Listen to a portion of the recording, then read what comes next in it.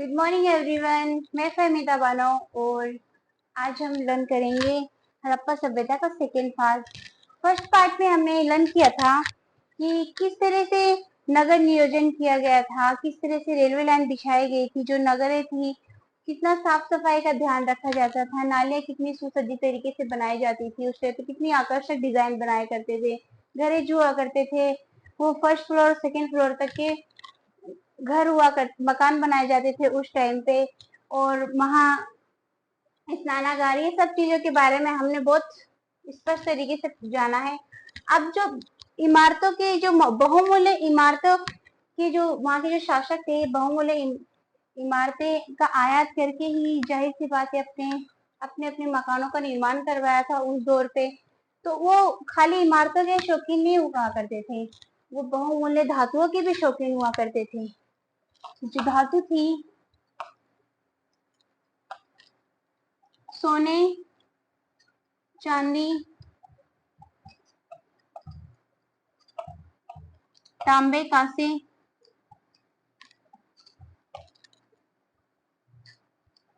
ये बहुमूल्य धातु हुआ करते थे। सोने चांदी से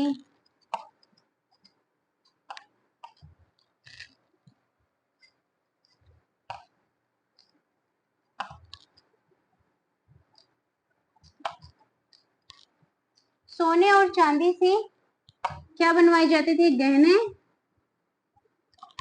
और आकर्षक बर्तन बनवाए।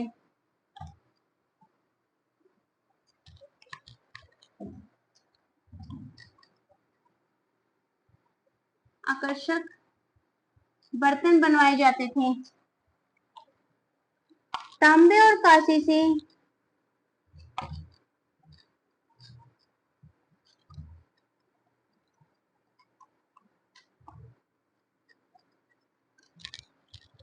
बर्तन बनाए जाती थी।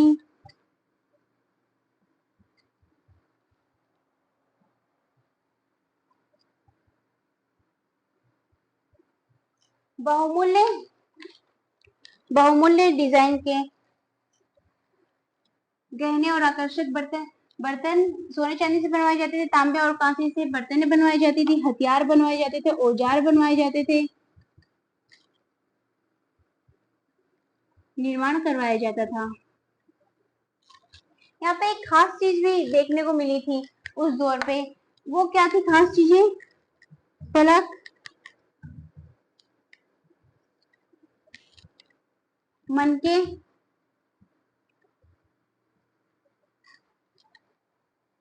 बाट।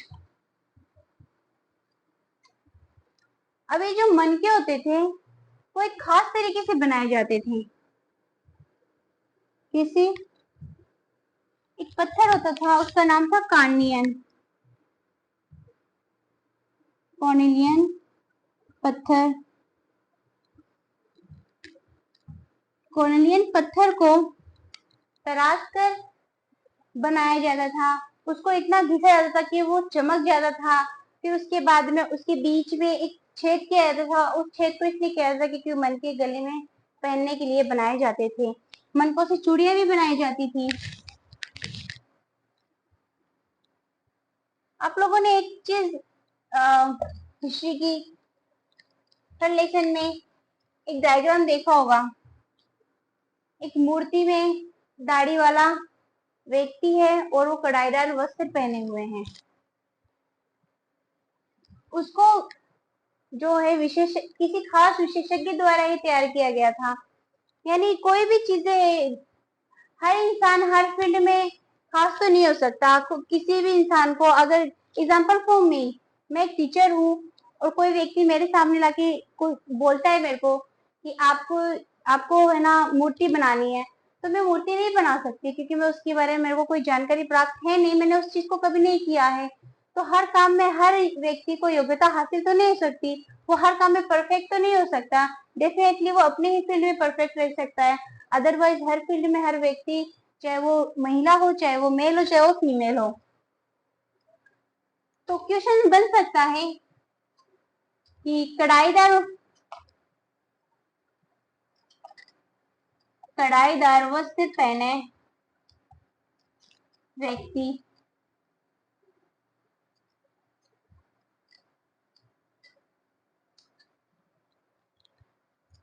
तथा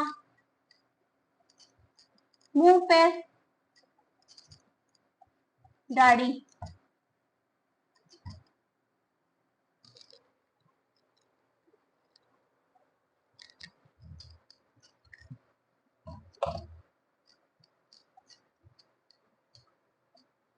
दाढ़ी बना हुआ व्यक्ति किस खुदाई में प्राप्त हुआ था हमें? मोहनजोदड़ो।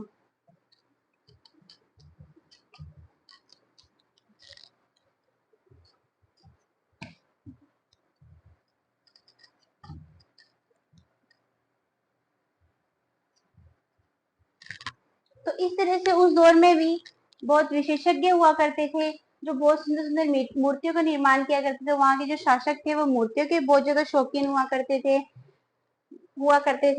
तो इस तरह से समानते यहाँ पर हमें इसके अलावा पत्थर जो हुआ करते थे, उन पत्थरों पर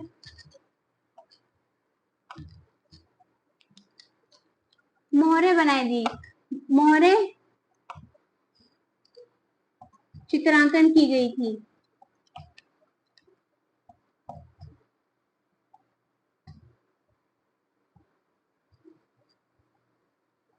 और जो मोहरे हुआ करती थी वो किसकी बनाई जाती थी, किन आकृतियों की बनाई जाती थी?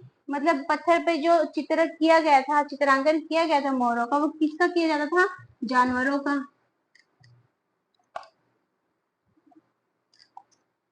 जानवरों का चित्रांकन किया जाता था। और उस टाइम पे पक्की मिट्टी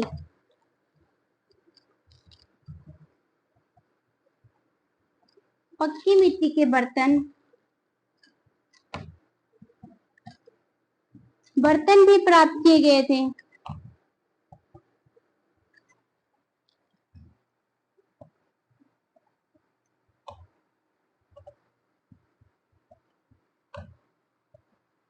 जैसे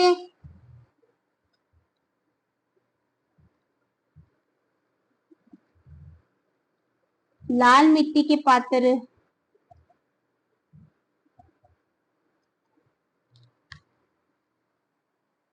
काली मिट्टी के पात्र।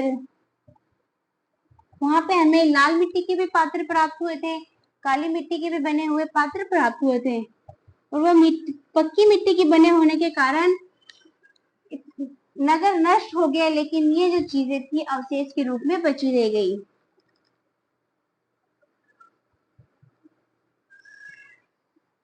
संभवतः उस दौर पे भी कृषि किया जाता था। हल के अवशेष तो नहीं मिले थे उस टाइम पे, क्योंकि वो लकड़ी की हुआ करते थे, और लकड़ियों की चीजों में तो दिमक जहां लग जाते तो वो चीज कहाँ ही बच पाती है।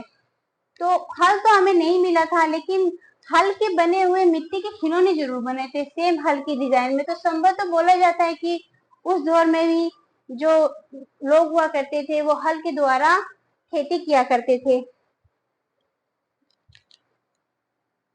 हल के द्वारा खेती किया करते थे। इसके बाद में वहां एक खास तरह की चीजें बनाई जाती थी, जिसे फेंस कहा जाता है।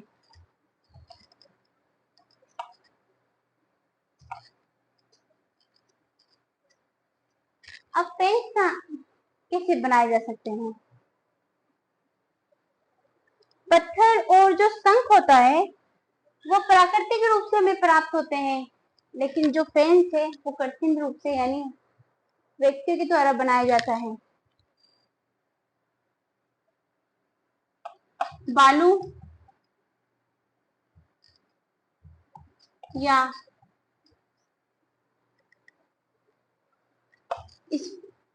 स्फटिक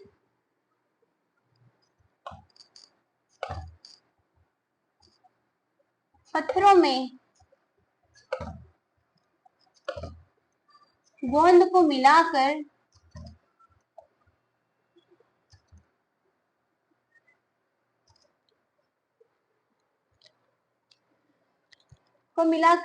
वस्तुएं बनाई जाती थी।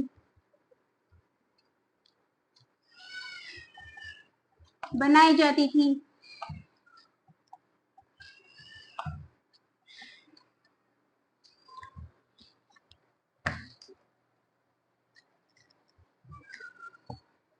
इन वस्तुओं पर पॉलिश किया जाता था।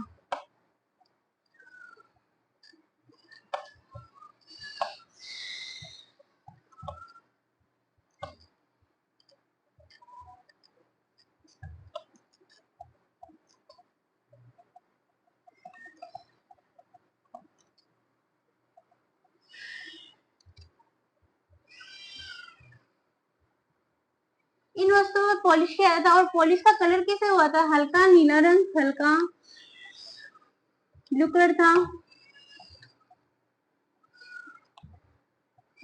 तथा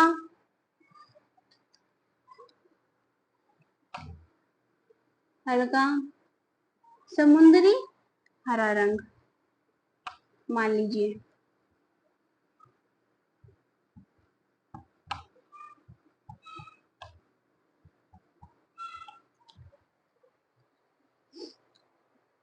उस टाइम पे कुछ चीजें प्राकृतिक रूप से प्राप्त होती थी, कुछ चीजें कृत्रिम रूप से प्राप्त की जाती थी। जैसे प्राकृतिक रूप से एग्जाम्पल फॉर लकड़ी, तो ये लकड़ियां यानी पेड़ों से हमें प्राप्त होती है, तो ये प्राकृतिक रूप से हमें प्राप्त होती थी। कुछ चीजें कृत्रिम रूप से बनाया जाता था, जैसे कृषि करना, तो ये कृषि एक तरफ से कृत्रिम हो गया था। तो उस दौर पे कपास की खेती की जाती थी मेहरगढ़ में, संभवतः लगभग 7,000 वर्ष पूर्व की बात है। कपास की खेती की जाती थी। कपास की खेती करने के बाद उसकी कटाई बुनाई, कटाई छटाई,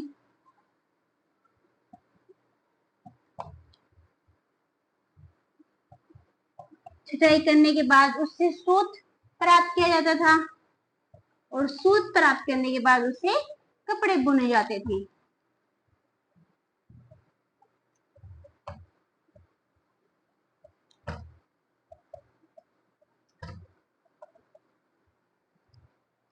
तो हमें उस टाइम पे कृत्रिम रूप से तैयार कपास की कटाई छटाई के बाद उसके कपड़े बुने जाते थे। तो उस टाइम पे हमें खुदाई के दौरान, हड़प्पा सभ्यता की खुदाई के दौरान हमें वहां पे कपड़े के अवशेष भी प्राप्त हुए थे।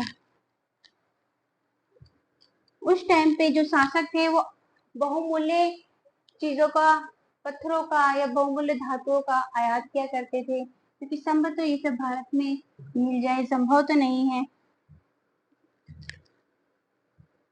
सोने का आयात, सोने का आयात आधुनिक कर्नाटक से किया जाता था।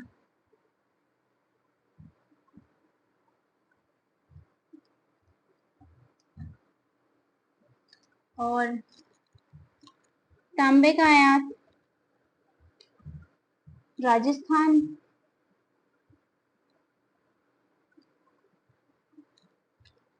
तथा पश्चिमी देश ओमान से किया जाता था। कांसे का आयात,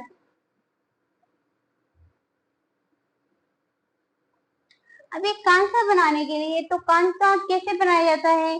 तांबे और टीन को मिलाकर के कांसा बनाया जाता है। तो कांसे का तो आयात हो नहीं सकता, तो तांबा तो हमें राजस्थान और ओमान से प्राप्त हो रहा था, तो टीन का आयात कहां से हुआ? टीन का आयात अफगानिस्तान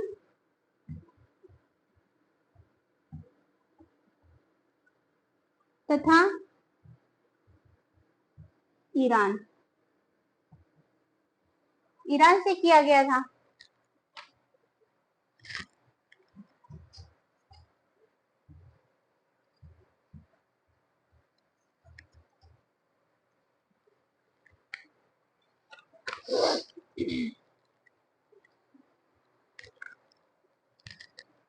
और बहुमूल्य जो पत्थर हुआ करते थे उनका आयात गुजरात से किया जाता था।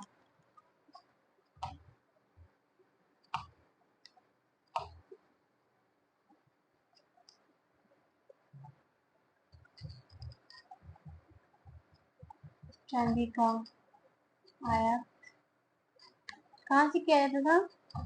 गुजरात से।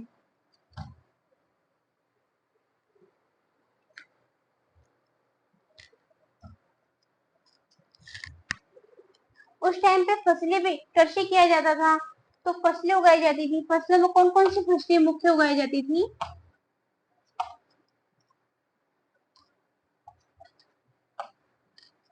गेहूं, जो दालें, मटर, गेहूं, जौ, दालें, मटर, तिल, सरसों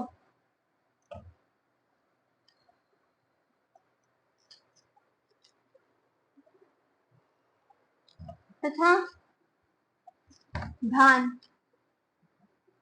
इत्यादि इत्यादि फसलें उस टाइम पे किया जाता था।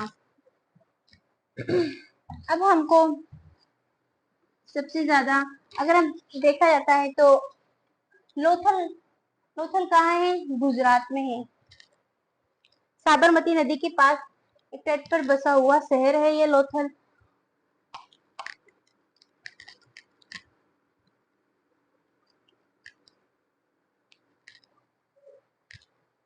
लोथल से कीमती पत्थरों का आयात किया जाता था। सॉरी, लोथल में कीमती पत्थरों का केंद्र माना जाता था लोथल को। कीमती पत्थर थे शंख, तांबे, कांसे, जो महत्वपूर्ण धातु हुआ करती थी, उसका भी केंद्र लोथल को माना जाता था। और लोथल में ही हमें अग्निकुंड के साक्ष्य भी प्राप्त हुए हैं। डेफिनेटली वहां पे कोई यज्ञ, उस टाइम पे जो पुरोहित हुआ करते थे वो यज्ञ किया करते थे। और जो अग्निकुंड के साक्ष्य हमको कालीबंगा यानी राजस्थान के अंदर भी पाया गया था। और लोथल में देख लीजिए अग्निकुंड के साक्ष्य,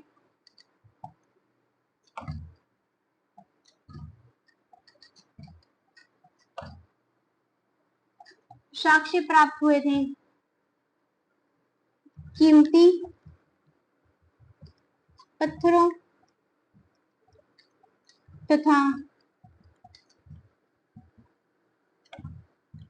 बहुमूल्य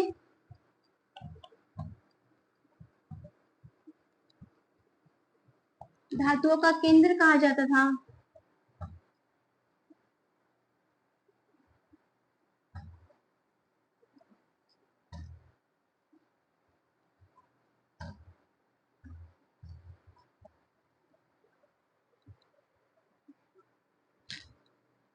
यहाँ से नाव के द्वारा आयात निर्यात भी किया जाता था लोथल में। और अग्निकुंड के साक्ष्य कालीबंगा में भी देखने को मिले हैं। यहाँ पे इन दो के अलावा मोहरे या उसको मुद्राकन बोल दीजिए, भी किया जाता था।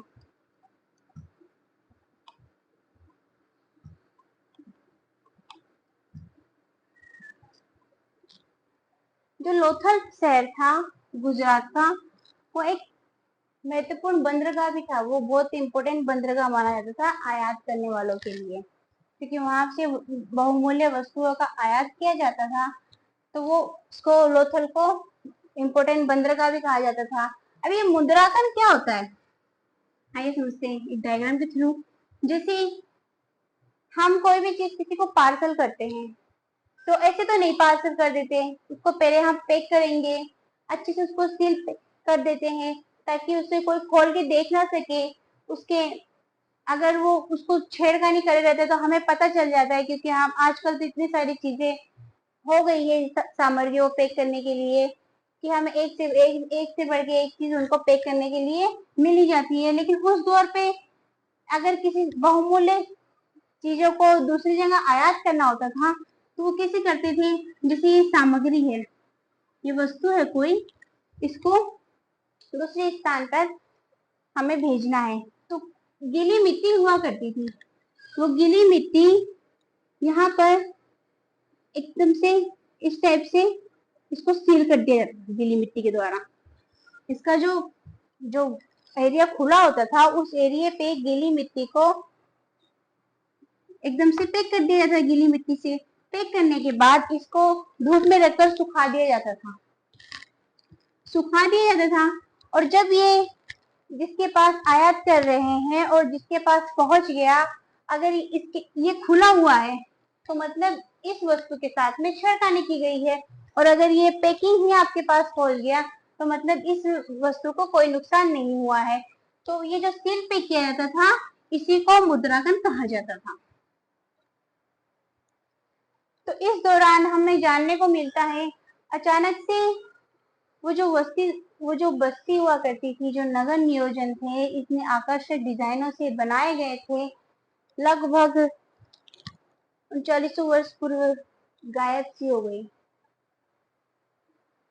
कई आर्कोलॉजिस्ट कहते हैं कि शायद वहां पे बाढ़ पानी ना रहने की वजह से सूखा पड़ गया होगा, तो लोग दूसरी जगह जाके रहने लग गए होंगे। कई लोग कहते हैं कि भोजन की व्यवस्था नहीं हो पाने से उस स्थान को दूसरे स्थान पे उस स्थान को छोड़ के दूसरे स्थान पे जाने लग गए लोग बाग। उसी काल में सड़कों के किनारे अपने सुसज्जित घरों को छोड़कर लोग बाग झुंगी बस्तियों में रहने लग गए थे। उस दौर पे हड़प्पा सभ्यता में एक भी झुंगी झोपड़ी नहीं पाई गई थी। तो इस तरह से हम कह सकते हैं कि हड़प्पा सभ्यता का अंत किस प्रकार से हुआ था। तो आज के लिए इतना ही। प्लीज चैनल को लाइक एंड सब्सक्राइब करें। Thanks for watching me. Thank you.